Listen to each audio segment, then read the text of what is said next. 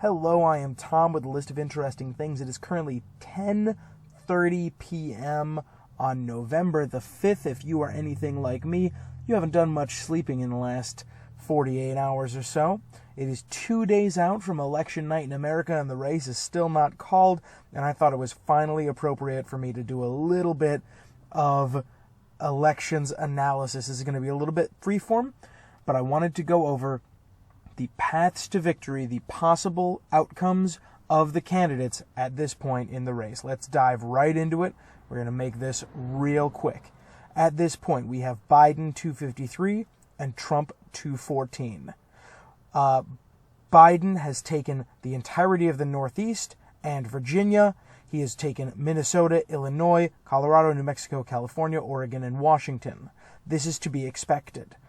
Donald Trump has taken Montana, Idaho, Utah, Wyoming, North Dakota, South Dakota, Kansas, Oklahoma, Texas, Louisiana, Mississippi, Alabama, South Carolina, Tennessee, Arkansas, Missouri, Kentucky, Indiana, and West Virginia. This is also to be expected. Of the swing states, Donald Trump has taken Iowa, Ohio, and Florida, and he has run the table in Texas.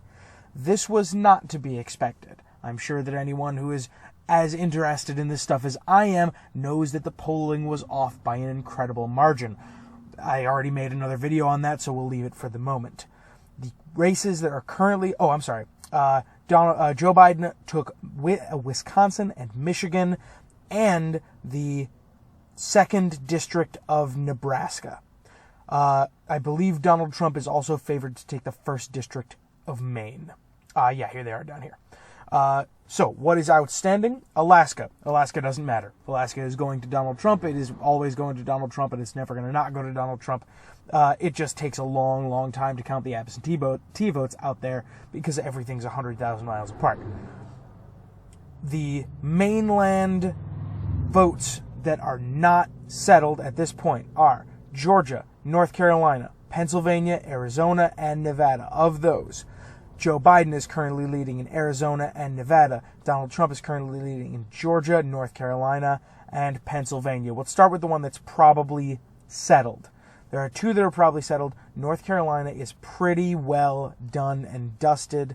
There's a little bit left to go out there, but it's very unlikely that those will sway it. Now, that being said, there are a lot of absentee ballots still in the mail, and there was the court order by there was a court decision by the U.S. Supreme Court that absentee ballots in North Carolina and Pennsylvania had to be honored if they were postmarked by Election Day, even if they arrive after Election Day. So we could be getting more in North Carolina and Pennsylvania, but for the moment I think North Carolina is pretty settled. In Arizona, there is not much left to go. Joe Biden has been consistently leading. The only things that are out that are principal at this point are Maricopa County. Maricopa County is Phoenix. Phoenix has been going for Joe Biden. However, the absentee ballot returns have been looking very much in Donald Trump's favor. I don't know if it's strong enough to overcome Joe Biden's lead of about 40,000 votes, but we will see. Moving right along. So those are the ones that are more or less solid in one column or another. Let's move on to Pennsylvania. Pennsylvania has been a real barn burner.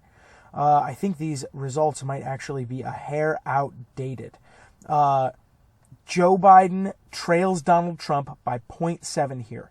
At the close of polls, and I should say, when votes stopped getting counted at the end of election night, Donald Trump was up here by 60,000 votes. 600,000 votes, I should say. But Joe Biden has been slowly but surely chipping away at that lead as more and more of the absentee votes get counted. Moving right along to Nevada. Nevada's a bit of a wild card. By all demographic information, it should probably go to Joe Biden. We haven't seen any indication that it won't, but the Nevada state election authorities halted the release of additional vote information and have been really hesitant about releasing more. Currently, Joe Biden is up by a fair margin, not an incredible margin, but a little more than 11,000 votes. Does that mean he's going to win? Absolutely not. There's still a ton of votes left to be counted here, just as there are in Pennsylvania and Arizona. Finally, Georgia. Georgia is an incredible race. Look at this, 49.4 to 49.4. Last time I checked, less than 2,000 votes separating the candidates. Less than 2,000. That is a tiny, tiny margin. If any human being on planet Earth ever tells you that your vote doesn't matter, you just point to this. Because this will be decided by the amount of people that you could find in an average public school. This could be decided by numbers of votes the size of churches, the size of clubs. This is going to be a tiny margin. This could get called as more continue to come in, especially from the suburbs of Georgia and Georgia proper. This is one of the big ones that hasn't reported yet. Clayton County, with 4% still out, they're likely to pull another couple thousand points for Joe Biden, which might mean that it flips. Now, does that mean that it won't flip back? Absolutely. We still got Forsyth County out, which has been going for Donald Trump very heavily. We still got Floyd County out, which has been going for Donald Trump very heavily. But we also have Gwinnett County still out, which has been going for Joe Biden gently. And we have Cobb County, which has been going for for Joe Biden, I should say, pretty solidly. These two have been going pretty solidly, but by no means blowouts. So that's where we sit. Those are the races. They are, as of yet, undecided. We can be fairly certain that Michigan and Wisconsin are pretty well settled. They have nearly all of their votes counted. There will only be the tiniest of voting shifts, and probably not enough to make a difference. So, let's go through the most likely paths to victory for each of the candidates, because that's what you're all here for, is the path to victories. How could Donald Trump win? How could Joe Biden win? So, assuming that Alaska is gone, which it realistically is, then functionally every race on this map is a must-win for Donald Trump. He must win Pennsylvania. We're gonna ignore North Carolina for right now. So it's just Georgia, Pennsylvania, Arizona, and Nevada on the map. He must win Pennsylvania. He must win Georgia. And then he must win one of these two. At least one of these two, in order to be the victor. If Joe Biden takes Pennsylvania, then he has 273 votes, he's won. If Joe Biden takes Georgia, this is an incredible one. If Joe Biden takes Georgia, then he's at 269. It's a tie if Trump takes everything else.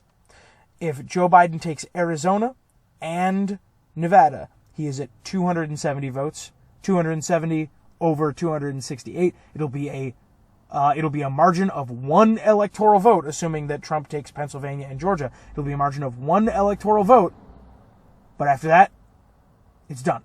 It's done. It doesn't matter. It's done. That one vote will be the deciding vote. Now, there's a conversation we can have about faithless electors, but let's have that as the Electoral College meeting approaches.